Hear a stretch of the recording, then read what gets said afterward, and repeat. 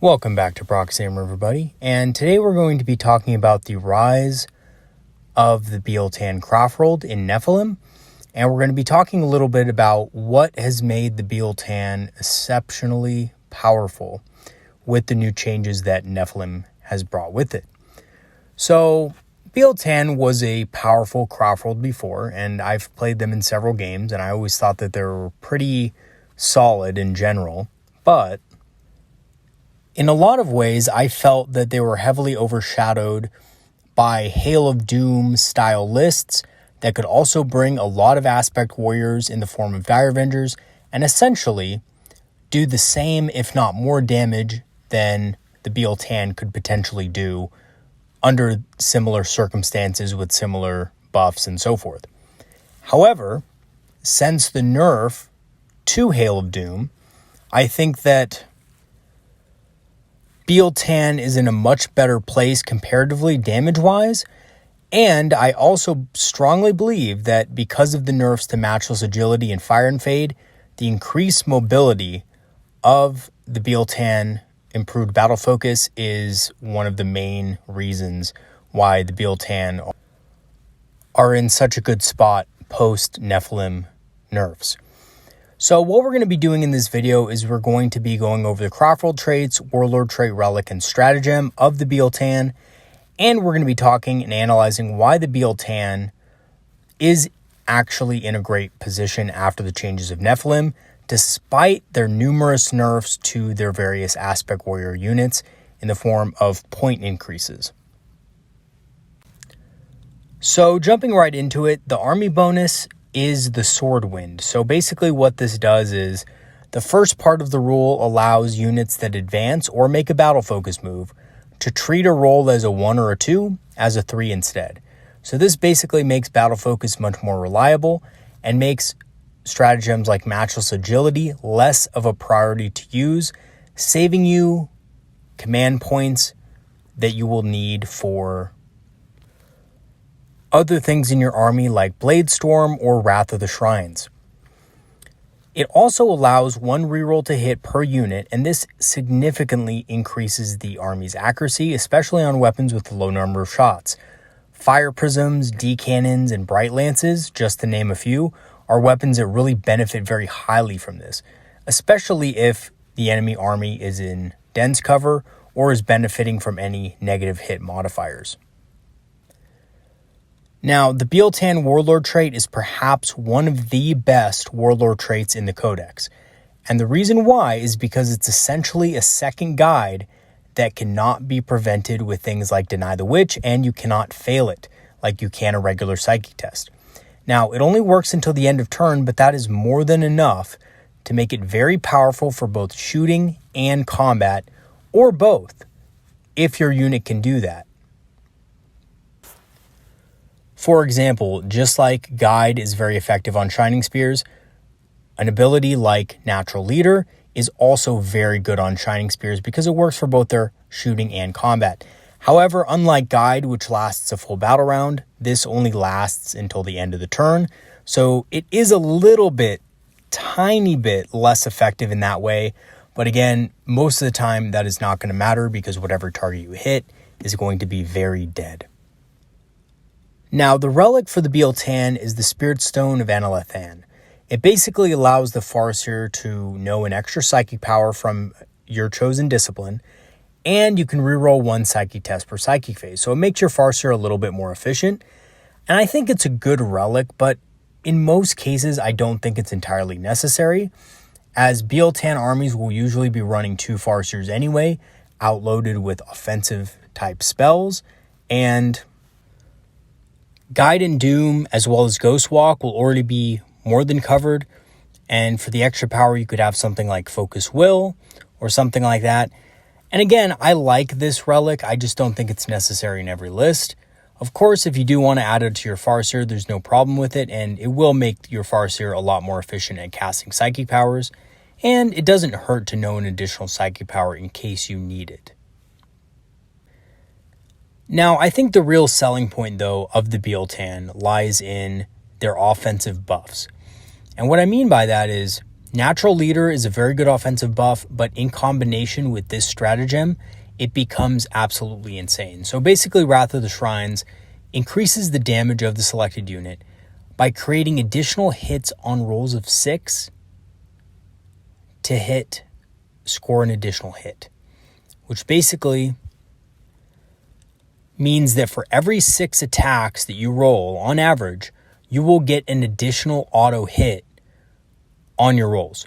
So this is really good for large units with buffs like Guide that are rerolling their hits and have a lot of attacks and to wound effects. Things like Striking Scorpions, Swooping Hawks make great use of this ability because of their large number of attacks, and also their on-hit effects essentially make this ability even better. So for example, Swooping Hawks get an automatic wound for every 6 they roll. So for every 6 attacks they're putting out, one of those is automatically, on average, going to wound. And you're getting an additional hit on top of that with Wrath of the Shrines. So this makes units like 10 Swooping Hawks and 10 Striking Scorpions absolute monsters in combat. And if you combine this with things like Natural Leader and Guide, you're pretty much going to be potentially wiping out several small units of enemies per turn. And trust me, just do the math really quick on a squad of 10 Striking Scorpions against 10 Space Marines. Or, shoot, even 5 Terminators, right? Either way, with Wrath of the Shrines, Guide, Natural Leader, or even Doom thrown in, units like Striking Scorpions and Swooping Hawks can hit far above their weight class and tackle enemies that should be normally out of their range to be able to destroy. 10 Swooping Hawks can do some serious damage against even the heaviest targets when you have this combination of buffs up. Even units of Terminators will fall like leaves to this ability. If you have the correct buffs on your units and debuffs on enemy units, again, even Terminators will fall prey to something that, like Swooping Hawks, shouldn't be able to really deal with heavy armor all that well. But I think the real question is, why is Biel-Tan in such a good place when most of the aspect warriors that the Biel-Tan are known for and that work well with got nerfed, right? Most of the aspect warriors in the entire codex got points increases, sometimes by 2 points per model. So I think the main reasons that Biel-Tan are in a good place right now boil down to this. The first thing is that because they have an improved battle focus, this takes a lot of stress away from having to use command points on things like Matchless Agility and Fire and Fade, which both also got nerfs, right? So a lot of players are now needing to rely less on those stratagems to get out of trouble, and the improved battle focus that the Biel-Tan have don't quite make up for it, but certainly go a long ways toward making it a little bit better. Because it may not seem like that big of a deal, but being able to at least guarantee that your unit is going to move 3 inches can really add a lot to your planning and so forth, because now you don't need to worry about rolling a 1 or a 2 and not being able to get back behind obscuring terrain, right? So this is especially good with things that are one use only, like vectored engines. Fire prisms are exceptionally good with a Biel-Tan, and vectored engines is only one use a game. So making sure that you can get your fire prism behind obscuring terrain once again and guarantee that without having to use things like Matchless Agility goes a long way. Also, Wrath of the Shrines, when combined with things like Guide and Natural Leader, can just absolutely devastate a lot of units out there. It can do a devastating amount of damage in both close combat and at range, right? And the thing about this combination is that it can be used on pretty much any aspect warrior unit. It can be used on Swooping Hawks effectively, Warp Spiders, Striking Scorpions, Howling Banshees. It can be used on any aspect warrior unit and guaranteed that that unit is going to be producing much more damage. Now, I know what some of you might be thinking. Some of you are crunching the numbers and thinking, well, Wrath of the Shrines, is it really that good? I mean, I'm only getting about maybe 5, maybe 6 additional hits from this ability, which only will produce a couple more wounds. And now normally this would be the case, but when combined with things like Guide and Natural Leader, they can reroll hits, things like Doom, they can reroll wounds, and because a lot of our weapons have 2 wound on 6's effects and things like that, like Striking Scorpions have the Manda Blasters, for example, this can really rack up a lot of additional damage that you weren't really expecting. And honestly, I've seen this stratagem go absolutely wild. And let me just give you a point of reference real quick. The Blade Storm ability essentially allows the same thing, but for a unit with shirking weapons. Now, Blade Storm is a very good power, right? But it only works on shirking weapons, whereas this works on everything. So things like Howling Banshees in close combat, Striking Scorpions can also make use of this, and I think actually Striking Scorpions are one of the best recipients for this ability, just because when they roll a 6 to wound, they get an additional mortal wound against their target. So the more hits they have, the more chances of you racking up those mortal wounds, especially with the ability to reroll wounds with things like Doom and stuff like that. Very effective combination, and yes, it's not going to basically kill a unit on its own, but it can certainly boost the damage of the unit that you're using it on to the point where even hard targets like Terminators, like I said before, are going to fall to this. Striking Scorpions already do an immense amount of damage. You throw this on top of it, and it just makes the unit an absolute grinding machine.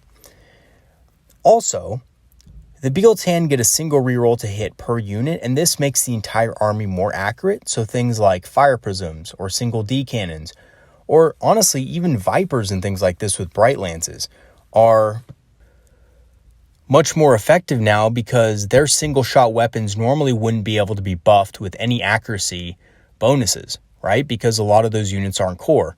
Warwalkers, Vipers, things like that can't really be buffed outside of special rules like this. And that's why I think the Biel-Tan has the potential to be very deadly, especially on the Alpha Strike, because weapons like this will be much harder hitting, and you can ensure that they will hit their targets more reliably across the entire army, right? So if anyone played Eldar Last Edition with Expert Crafters, it's kind of like that, except just the hit part. And the wound part, yes, we don't get to reroll wounds. That's Uthway. They split that up a little bit, but it's still very effective, especially with weapons that might not have the easiest time hitting in certain circumstances, like D cannons. So with the improved battle focus, basically taking a lot of stress off Matchless Agility and Fire and Fade, I think the improved army-wide bonus makes the army a lot less dependent on emergency Matchless Agility rerolls, and this will save you a lot of command points over the course of the game. Typically, it'll probably save you about 1 to 2 command points of having to use Matchless Agility when you roll bad, when you roll a 1 or a 2 and need a little bit of extra range to get your unit of Wind Riders or get your unit back behind obscuring terrain, or honestly, just simply out of the range of enemy firepower in general, right? It does require a little bit of pre-measuring, but things like Wind Riders and stuff like that, you really want to make sure that whatever you hit is dead, and then there's no other units in that area that can fight back, right? That can actually shoot back at them. So getting that little bit of extra distance can be very helpful. And I know it may only seem like 1 or 2 inches extra, but sometimes that's all it needs. Sometimes that's all you need, and that can make the difference between units being in range and enemy units not being in range. So that's very important. The other thing is, of course, like I spoke about, vectored engines on Fire Prisms are a lot less risky to use overall and much more effective because they are only a one-time use item. So you have to make sure that when they do use it, it's effective and you're not rolling a 1 and having to command roll and things like that. So guaranteeing that you'll at least get a 3 can give you some sort of safety net when using these items or, upgrades, so that your fire prisms don't get caught out in the open and just obliterated. As a result of bad rolls, of course. As for the Wrath of the Shrines, when we combine this with things like Guide and Natural Leader, you can do devastating amounts of damage at range or in combat. And these combinations, in my opinion, more than make up for the increase to points on most Aspect Warrior units. Biel-Tan, as a result of this ability, this stratagem, likes to play very aggressively with a lot of their Aspect Warriors and has the potential to open up massive alpha strikes on enemy armies, right? But because we're Eldar as well, we can strike the enemy hard and fast and then move away back to safety using things like the Swooping Hawk's Sky Leap or the Warp Spider's 2d6 Battle Focus, which is slightly buffed by the Biel-Tan Craftworld trait, but not really if you read the rule. Unfortunately, Warp Spiders are just going to have to deal with their normal 2d6 roll. But again, things like Swooping Hawks with Sky Leap or Wind Riders with a little bit of extra Battle Focus ability can really hit hard and fast and then shrink back away into the shadows so that the enemy can't retaliate that well. The Biel-Tan is exceptionally good at this, and the Wrath of the Shrines stratagem really helps Aspect Warriors produce much more damage than their points cost would ever reflect. And lastly, a single reroll per unit makes the entire army more accurate. And I think although it seems like it wouldn't be that much, right? It's only a single reroll per unit, and a lot of you are thinking, well, that's not that great, right? But this really helps key models like Exarchs or single model units like Wraith Lords, Warwalkers, Vipers, Fire Prisms hit much more accurately most of the time. Especially Fire Prisms and single D cannons, because they wouldn't normally have any way to get their accuracy boosted in a Biel-Tan list, right? So having this ability is absolutely fantastic and allows Fire Prisms to hit very hard, very accurately, and allows D cannons to hit very accurately as well, if you want to go that route. I think my personal opinion on D cannons is that they're probably slightly better in Uthway style lists in general. But I have to say, in an Uthway list, you probably want to run them as groups of 3. And if you're running them in Biel-Tan, you probably only want to run them as a single D cannon to maximize the effectiveness of the Craftworld trait.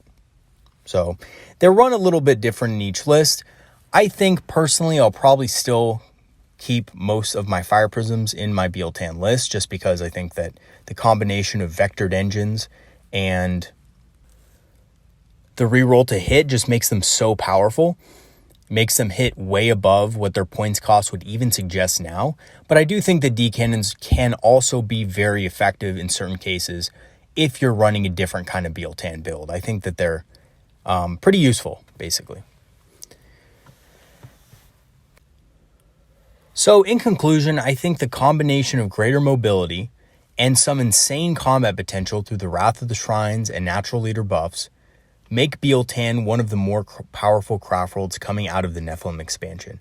Despite the nerfs that a lot of their Aspect Warrior units got, Wrath of the Shrines and Natural Leader more than make up for this in the rerolls that they provide and the extra damage they provide to Aspect Warrior units in both the shooting and assault phases. And for those of you wondering, yes, Wrath of the Shrines can be used in the shooting phase or the combat phase. So again, you could use it on a unit of Dire Avengers or Swooping Hawks if you wanted to. Now, what I will say about the Wrath of the Shrines stratagem is that it's much more effective on big units, right? Because you can only use it once per phase, so you have to make sure that when you do use it, it's effective, and it's most effective on bigger units of models. And I think the other reason, the unspoken reason why Biel-Tan is going to be a good Craftworld coming in to this is because it favors an aggressive and fast playstyle that really relies on alpha striking and crippling an enemy army in quick succession, and then retreating back to safety to do the same thing the next turn. And I think there's several builds that I've personally seen people offer up on the channel that are very effective, using Swooping Hawks, Wrath of the Shrines, and Skyleap to get a lot of damage in against enemy units, and then basically just jump back to safety and do the same thing turn after turn after turn. Using combat units like Striking Scorpions in between to single out weakened targets to finish off for the Wrath of the Shrines, the Wrath of Cain secondary objective, which is also very effective in a Biel-Tan oriented list like this, right? And for most builds, I wouldn't actually recommend Wrath of Cain as a secondary objective, but with the Biel-Tan, it makes sense because you are going to be using a lot of Striking Scorpions, Swooping Hawks, Dire Avengers, things like that, Aspect Warrior units, so it's going to be a lot easier for you to actually get those secondary points off of that secondary objective. Now, recently, I was thinking about the comparison between the Biel-Tan and lists like Hail of Doom, right? Now, Hail of Doom is still going to be a competitive choice for the tournament scene and things like that, but the real reason I think that Hail of Doom is going to be looked at a little bit more in some cases than other lists isn't necessarily because Hail of Doom has more potential to do more damage than what we have in a Biel-Tan list, right? I think the reason why Hail of Doom is mostly taken, and most of you guys already probably know this, but Hail of Doom allows units like Dire Avengers to hit units that they normally shouldn't have any business killing, right? So for example, if you have a unit of 10 Dire Avengers and you choose to shoot at something like a Land Raider, with the correct buffs, that unit of Dire Avengers can actually kill that Land Raider. Now that is insane, truly, because Dire Avengers are supposed to be an anti-infantry unit, and they're designed with that in mind. But usually, even with the Wrath of the Shrines combination, you're not going to be able to make a unit of Swooping Hawks reliably kill something like a Land Raider. So in essence, yes, it allows units in this army to hit harder and to deal with targets that they really shouldn't be able to kill, but within reason, right? Striking Scorpions being able to kill Terminators is within reason because Terminators are still infantry targets, right?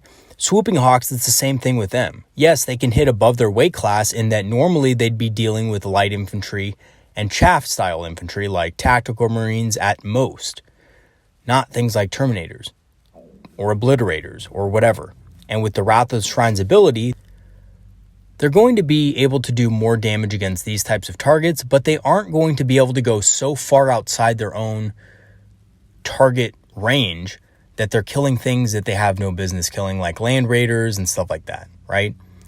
So when you're building a Biel-Tan army, you still need to be cognizant of that fact and make sure that you're getting units that can kill tanks like Fire Prisms or D-Cannons, that you're getting units that can deal in close combat like Striking Scorpions or Howling Banshees, and that you're also being able to deal with enemies at range with things like Swooping Hawks, Warp Spiders, and yes, also Dire Avengers, because Dire Avengers aren't just good in Hail of Doom lists, everybody. They're good and pretty solid choices in every kind of list. And especially since Bladestorm is essentially a Wrath of the Shrines for Shuriken weapons. So, hey, you could use Bladestorm and Wrath of the Shrines in the same turn. Nothing's stopping you from doing that, right? Because they're two separate, different abilities. Now, I want to address something really quick about Hail of Doom because I think that it is still very powerful. But I want to explain why I think Hail of Doom is an issue still. And that I think the reason why Hail of Doom is such a problem in the competitive scene is because it allows competitive players to not have to think too much about what they put into their armies, and it makes their army especially versatile at dealing with essentially anything, right? So normally when you're working with a list outside of Hail of Doom, there's a lot of considerations that you have to make in terms of what can my units do damage against? Do I have this covered? Can I kill Terminators if I need to? Can I kill light infantry if I need to? Can I kill this, or this? Right? All those considerations come into play when you're running an army outside of Hail of Doom. But with Hail of Doom, you only really need to make one consideration, which is how many Dire Avengers can I fit in my list and also cover my objective game, right?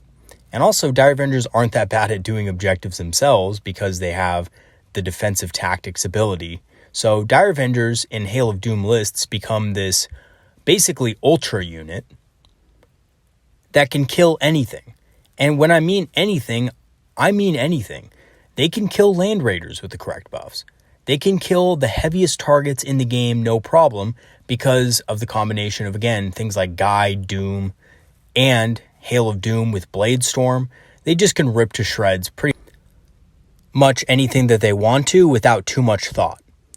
And that's why Hail of Doom is particularly popular amongst competitive players who don't maybe exactly know what they're going to be going up against when they enter into these tournaments.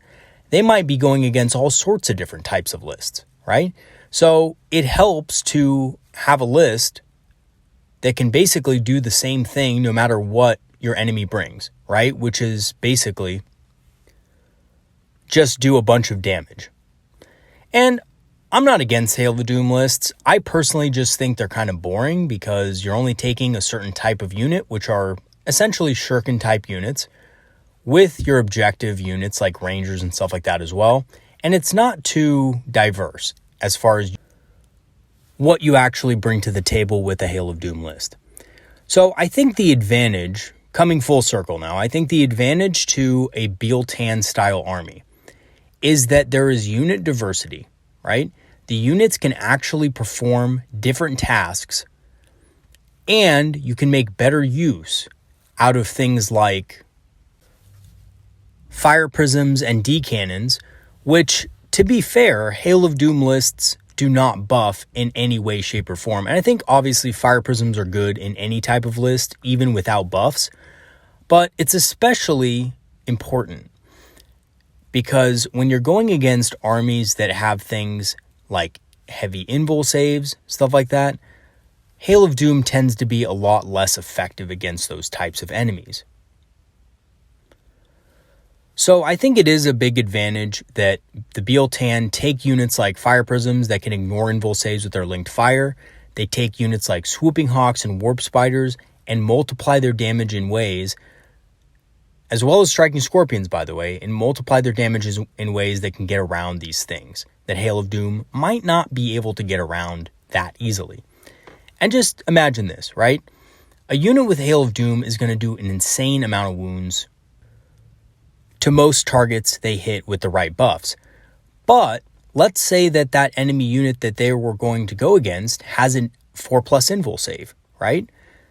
All of a sudden, Hail of Doom isn't looking so great because even though you're doing a lot of wounds and you're shredding through their armor save, they're getting a 4+ invul save. So, for example, against Tyranid, I've actually found Hail of Doom to be a little bit less effective because of their synaptic imperatives ability, as well as their general invul saves on their big monsters, right? A 4+ invul save on something like a Hive Tyrant, I'm sorry, but a Hail of Doom, list is now going to have to essentially double down and do double the amount of damage that they would normally do to be able to kill something like a Hive Tyrant or something like a Maleceptor, which probably won't be run that much anymore because of the nerf, but still, right? Hail of Doom is now going to be much less effective against those specific targets. So again, I really like Hail of Doom. I think it's really powerful. I do think it still has bad matchups though, especially against armies that don't rely on typical armor saves, that rely more on invul saves. And this is my prediction. The new Chaos Demons Codex just got announced. Chaos Demons are notoriously known for having units with great invul saves. I think that when this codex drops, Hail of Doom is going to have a really hard time getting through the massive amount of invulnerable saves that Chaos Demons have. And you're going to start seeing a shift to either armies that can basically do mortal wound damage or ignore invul saves. So you're going to see a shift back to things like D cannons and fire prisms to ignore opponents' invul saves as well as their armor. And you're going to see a shift towards things that just pump out a lot of volume of fire, things like swooping hawks and warp spiders to kill the chaff of demon armies. I really don't think Hail of Doom is going to have that much success against the new Chaos Demons. In a very similar way that Hail of Doom struggles against things like Tyrannid. And yet, I know what some of you may be thinking. Oh, I ran Hail of Doom and I never had problems with Tyrannid. Honestly, though, if you really think about it, and you really do the math on it, and you think about how much it would have taken you to kill some of the Tyrannid monstrous creatures if they didn't have invul saves, you would realize that even if you were still able to deal with that Hive Tyrant, if you were still able to deal with that Maliceptor or that Harpy, it would have taken much less effort for you to do so if they didn't have an invulnerable save, right? And again, Hail of Doom is very strong, but just think about how much more effort it took to kill Tyrannid monstrous creatures and units because of that 4+ invul save, right? Now take that, because typically it was only a 1 or 2 turn problem because of synaptic imperatives that most of the army would get an invul save. Take that problem right there and then apply it to an entire army that gets their invul save every single turn, and you will see that Hail of Doom is going to struggle more against Chaos Demons because they're just not going to be able to utilize the second part of their special ability, which is their armor shredding capacity, right? And if they're not able to utilize their armor shredding capacity to its fullest, and because of the fact that you only get Hail of Doom now as a Craftworld trait and you can't pick another Craftworld trait, I think Hail of Doom might be in a tricky spot and have a bad matchup against Chaos Demons. And that's my prediction for Hail of Doom. I still think it's really powerful, but as for being able to take it in every single list against every single army out there in tournaments, I don't think it's going to be as versatile as it once was. But that's just a prediction. I could be wrong. All right, everybody. That's it for today's video. Please leave some comments in the comment section if you have anything to add to the Biel-Tan, or if you've been running the Biel-Tan and you have some successful tips or hints as to how to use them. Since the changes in Nephilim, I'd really like to hear you guys' input on this. And yeah, just drop a comment if you have any general questions or concerns as well, and I'll be more than happy to address them. All right, everybody. That's it for today's video. Peace out. I'll see you guys later. Have a good one. And lastly, for those of you who are wondering, here are some tabletop quality swooping hawks that I've painted for those of you wondering how I paint.